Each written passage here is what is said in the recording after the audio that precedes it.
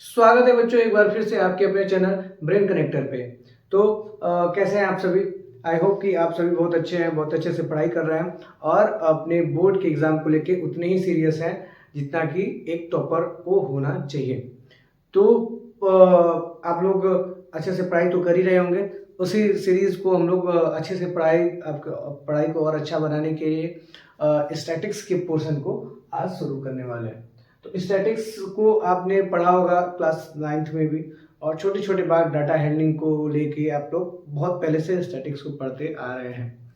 तो स्टैटिक्स क्या होता है? एक कलेक्शन ऑफ डाटा का हम लोग स्टडी करते हैं। ठीक है, कुछ कलेक्शन ऑफ डाटा करते हैं, उसकी हम लोग क्या करते हैं? स्टडी करते हैं। क्लास 9 में हम लोग पढ़े थे ग्रुप डाटा, अनग्रुप डाटा पढ़े थे, और क्लास 10 में हम लोग पढ़ेंगे ग्रुप डाटा के बारे में। तो आइए थोड़ा सा हम लोग रिकॉल कर लेते हैं कि ग्रुप डाटा और अनग्रुप डाटा क्या होता है।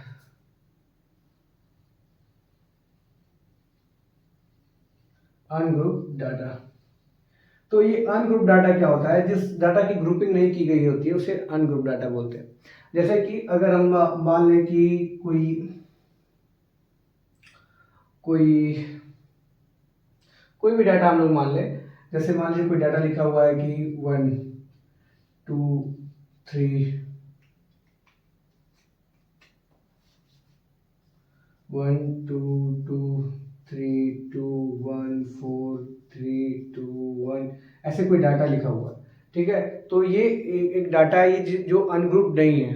ठीक है, फिर हम लोग इसको लिख रहे थे, नंबर्स है तो नंबर्स को हम लोग एक्स के फॉर्म में लिख रहे थे, एक्स के, और फिर इसको हम लोग फ्रीक्वेंसी लिख रहे थे इसका एफ से।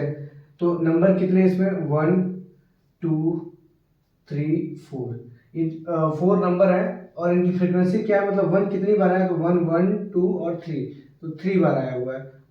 2 कितनी बार? 1 2 3 4, 4 बार आया हुआ है। और 3 कितनी बार आया? 1 2, तो 3 2 बार आया हुआ है। और ये 4 कितनी बार आया हुआ है? 4 तो आई थिंक 1 ही बार आया हुआ है। तो ऐसे हम लोग कैलकुलेशन करते थे, कब? क्लास 9th में। ठीक है, ये जो हम लोग पढ़े थे किसके बारे में पढ़े थे? अनग्रुप डाटा के बारे में पढ़े थे। अभी हम लोग क्या स्टडी करने वाले हैं? अभी हम लोग करने वाले हैं किसके बारे में? ग्रुप डाटा के बारे में।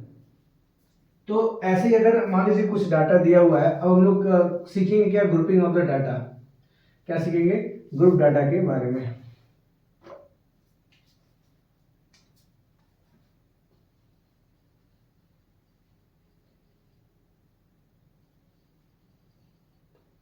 ठीक है, तो मान लीजिए ऐसा कोई डाटा दिया, और भी थोड़ा सा हम लोग लिख लेते हैं डाटा को, 4 5 6, या फिर कोई एग्जांपल ले लेते हैं।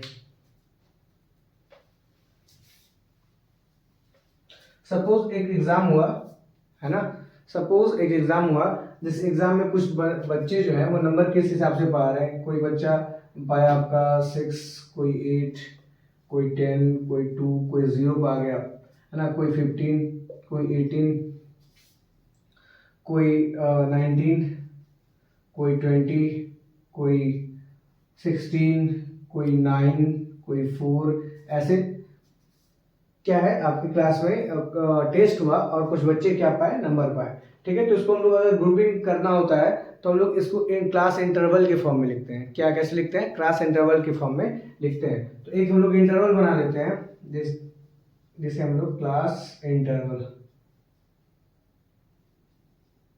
तो क्लास इंटरवल हम लोग कहां से बना लेंगे? 0 से 5 तक, है ना।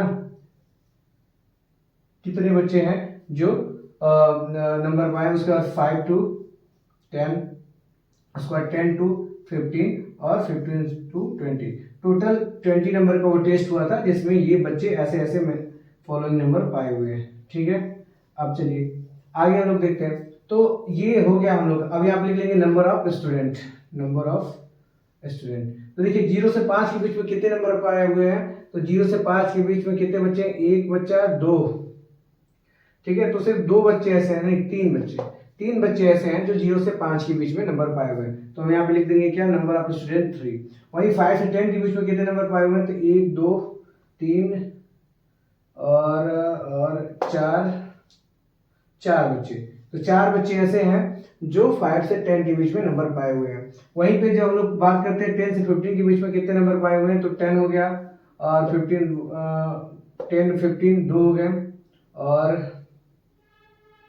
बस दो ही ऐसे हैं जो 10 से 15 के बीच में पाए हुए हैं, और 15 से 20 के बीच में कितने पाए हुए हैं, तो हो गए आपके 15, 18, 2, 3, 4, 5। तो 5 बच्चे ऐसे हैं जो ये, और टोटल नंबर ऑफ स्टूडेंट कितने हो जाएगा, 5 और 9 तो 11, 3, 14।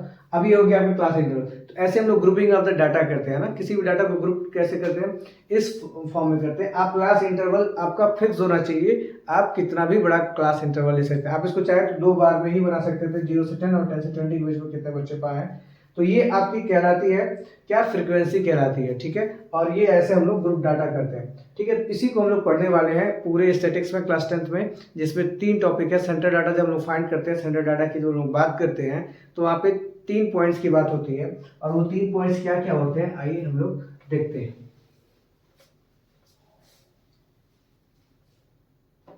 तो 3 पॉइंट होते हैं, वो उसको कहते हैं हम लोग mean, mode and median.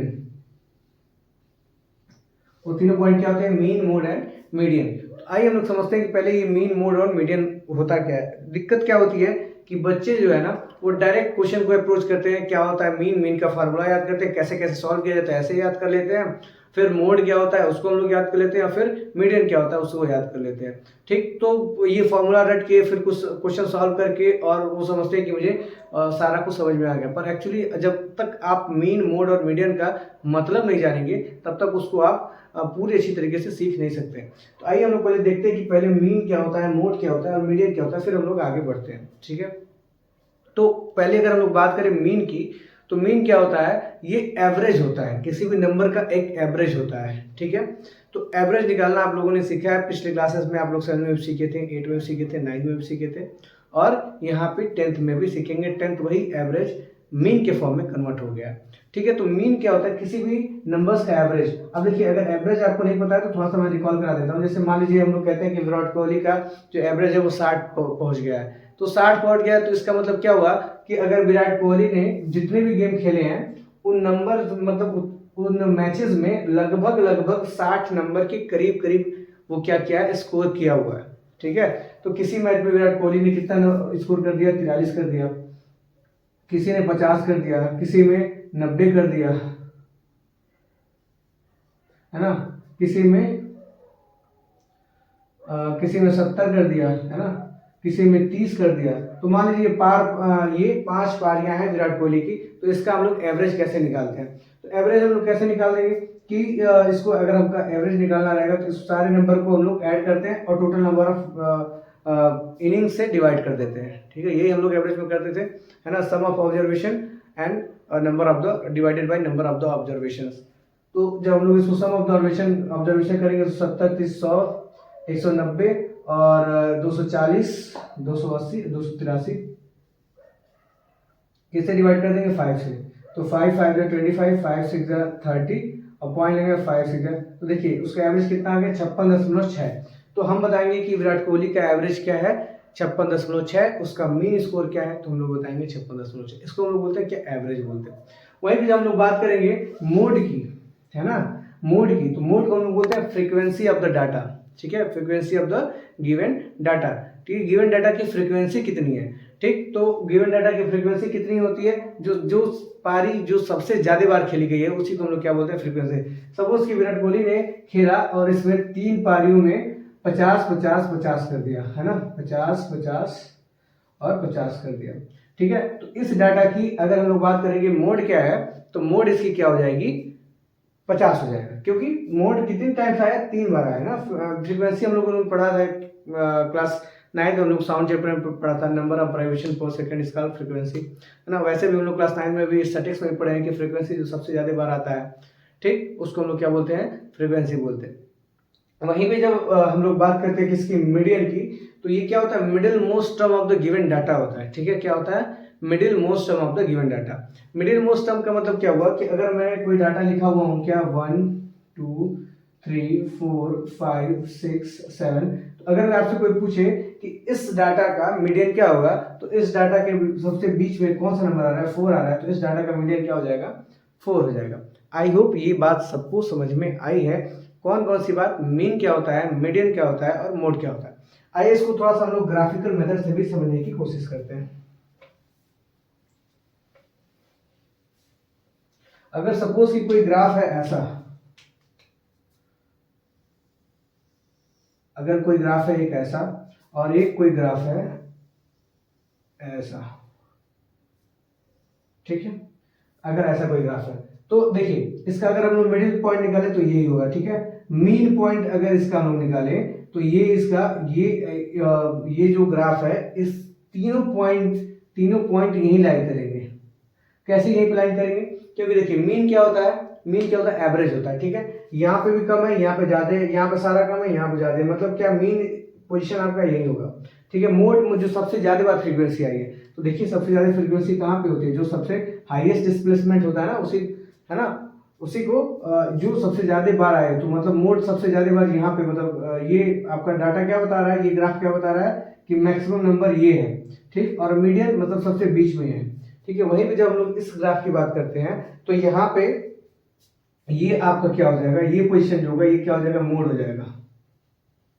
Actual position mode की यही है, ठीक है। और जब हम लोग बात करेंगे किसकी, मीन की या मीडियन की, तो मीडियन कहाँ पे होता है, बीच वाला नंबर होता है, उसको बड़े या छोटे से मतलब नहीं होता है, उसको मतलब होता है कि बीच वाला नंबर कौन सा है, तो बीच वाला नंबर कौन सा होगा, यहाँ पे कोई होगा, तो ये क्या हो जाएगा, मीडियन हो जाएगा। और एवरेज मतलब सबका एवरेज, तो ये क्या हो जाएगा आपका, मीन हो जाएगा।